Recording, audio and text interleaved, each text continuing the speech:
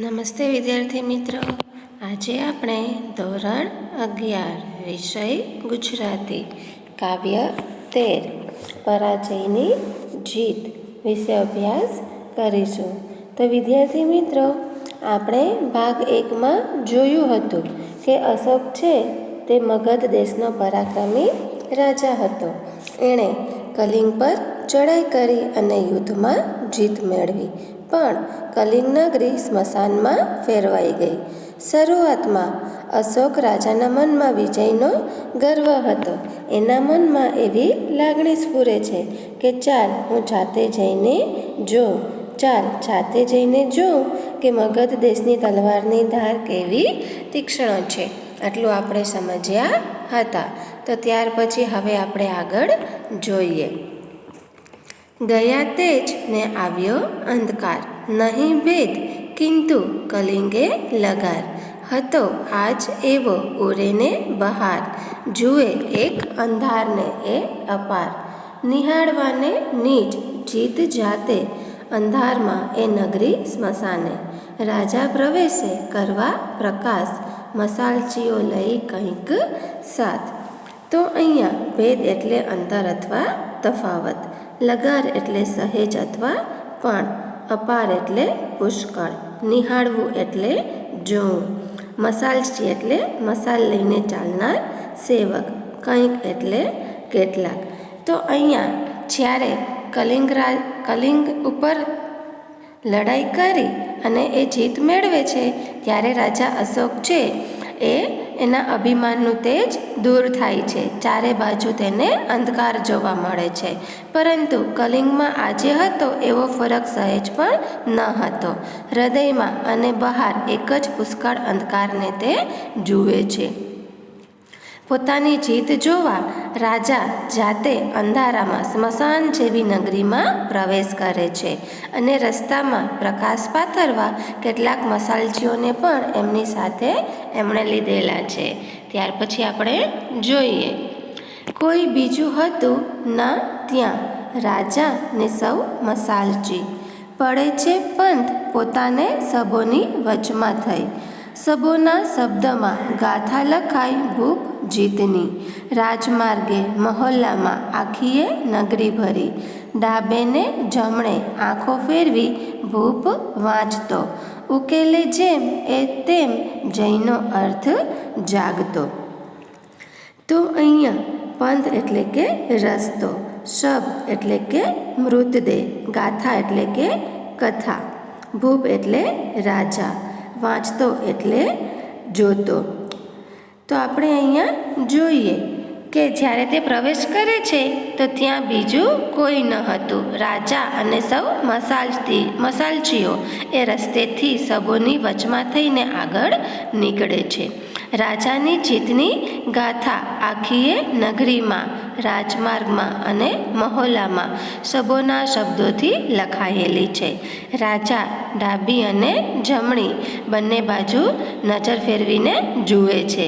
તો જેમ જેમ એ પોતાનો જયની ગાથા વાંચે છે અને જેમ જેમ એનો અર્થ ઉકેલે છે તેમ તેમ તેમને એમના અંતરમાં જયનો અર્થ સમજાય છે. ત્યાર પછી આપણે આગળ જોઈએ. રાજા જે અનુભવ કરે અંતરે કો અપૂર્વ, જાણ્યો ન હતો કદીએ જયનો અર્થ બેકાર આવો.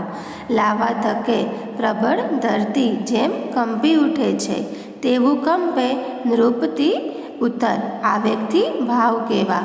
જેના જોરે કઠણ પડ હૈયા તણા સર્વ તૂટે. જોવાની જઈને ઈચ્છા હવે ના નૃપને રહી, ઉરકે આંખ તેની આ શકે ના જીતને સહી.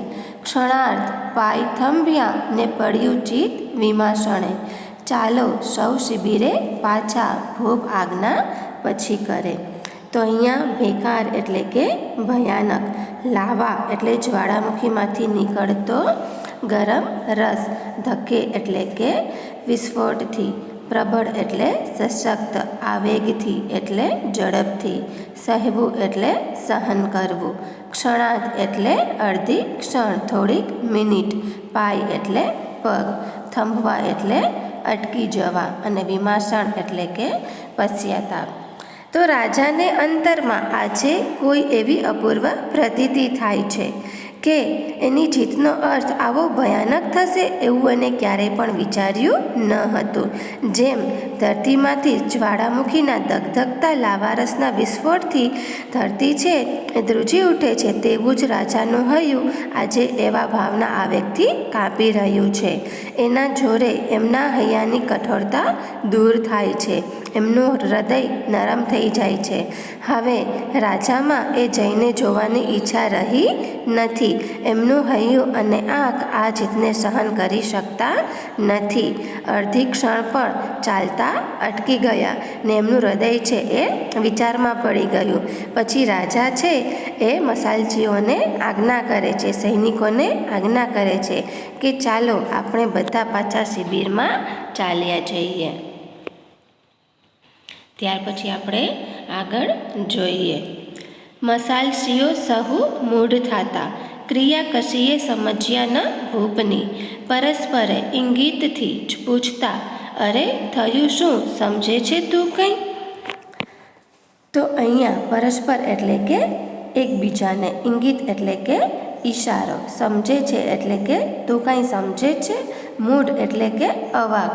તો સૌ મસાલચીઓ છે એ અવાક થઈ જાય છે. તેઓ રાજાની એક પણ ક્રિયા સમજી શકતા નથી અને પરસ્પર એકબીજાને ઈશારાથી પૂછે છે કે રાજા આ શું કહે છે, તને કાંઈ સમજાય છે? ત્યાર પછી આપણે આગળ જોઈએ. ગયો શિબિરમાંહી ભૂપ આગળ કર્યા સેવકો, અને શ્રમિત શીર્ષને કર મહી ધરી બેસ્યો, કર્યા નયન બંધ તોય અડગી કરી ના શક્યો, ભયંકર ભૂતાવળો વિજય દ્રશ્યની કિંતુ એ. તો અહીંયા આપણે જોઈએ શ્રમિત એટલે કે થાકી ગયેલું, શીર્ષ એટલે કે માથું અથવા તો મસ્તક, કર એટલે કે હાથ, ધરી એટલે લઈ. તો અહીંયા સેવકોને આગળ કરીને રાજા છે એ શિબિરમાં પાછા જાય છે અને થાકી ગયેલા મસ્તકને હાથનો ટેકો દઈને બેસે છે, આંખો બંધ કરે છે. છતાં પણ એના વિજયના જે દ્રશ્યો છે એ ભયંકર ભૂતાવળો ડરામણા છે એમની એ આંખ આગળથી દૂર કરી શકતા નથી. ત્યાર પછી આપણે આગળ જોઈએ. હજારો હૈયાને નીચ નીચ તણી સૃષ્ટિ સહમે, અરે સહાર્યા ને જીવિત ઉર ખંડેર કર્યા, મહત્તા એ મારી વિજય મુજ એ ગૌરવ ગણું, અને એ ભૂમિની ઉપર જઈ મારો જય ચણું, અચંપો ઉગ્ર રાજાના હૈયાને આજ રહે ધમી. તો અહીંયા આપણે જોઈએ નીચ નીચ તણી સૃષ્ટિ એટલે કે પોતપોતાની સૃષ્ટિ, સહ એટલે કે સાથે, સંહારવું એટલે કે નાશ કરવું. તો અહીંયા રાજા છે એ વિચારે છે કે હજારો હૈયાને પોતપોતાની દુનિયા સાથે મેં એનો વિનાશ કરી નાખ્યો છે, એમના જીવિત હૃદયને મેં ખંડેર જેવા કરી નાખ્યા છે. તો શું એ મારી મહાનતા છે? શું એ મારો વિજય છે? શું એને હું મારો ગૌરવ ગણું અને એ ધરતી ઉપર જઈ અને મારો શું જય જયકાર બોલાવું? આવો એના મનમાં વિચાર આવે છે. અને પછી એ વિચાર કરે છે કે આજે રાજાને હૈયામાં અતિશય ઉચાટ થઈ રહ્યો છે, એમનો એ જ વિજય એમનો દમન કરી રહ્યો છે. તો અહીંયા આપણે જોયું વિદ્યાર્થી મિત્રો કે શિબિરમાં પાછા ફર્યા પછી સમ્રાટ અશોકની નજર આગળથી વિજયનું એ ભયંકર દ્રશ્ય અળગું થતું નથી. એને પશ્ચાતાપ થાય છે કે આ યુદ્ધ જીતવા માટે એણે કેટલા માનવોનો વિનાશ કરી નાખ્યો છે, કેટલાય જીવને ઉજાડી નાખ્યા છે. શું આમાં એને હું મારી મહાનતા ગણું? આ મારો વિજય છે? શું એને હું મારું ગૌરવ માનું? આ ધરતી ઉપર જઈ મારા વિજયને મનાવું? આ વિચારોએ એના મનને ઘેરી લીધું છે. રાજાના હૈયાને આ ઉચાટ છે એ ઝંપવા દેતો નથી, એ જીતનો ભાર એ સહન કરી શકતા નથી. તો આ રીતના આપણે જોયું કે રાજા અશોક છે એને જીત તો મેળવી લીધી, પરંતુ એ જ્યારે પોતાની જીત જોવા જાય છે ત્યારે એને જરા પણ શાંતિ થતી નથી. તો તમને આ બીજો ભાગ છે સમજાઈ ગયો હશે. આગળનો ભાગ છે એ આપણે પછીના વિડીયોમાં સમજીશું. Thank you.